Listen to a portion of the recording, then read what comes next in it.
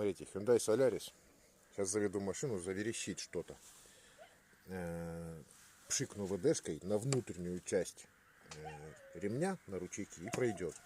Смотрите.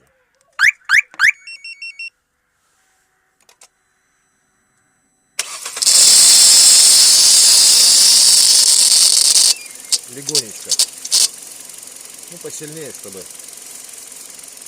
Все, скрипт прошел. Проезжаешь по луже, скрипт проходит. Но сейчас снова заверещит. Снимали натяжной, вроде нормально. Вот, начинает.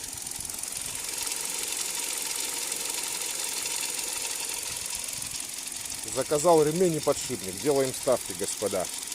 Один говорит, что ручейки в ремне глубже стали или не хватает. Подшипник снимали, вон тот натяжной, все нормально. То есть, не знаю.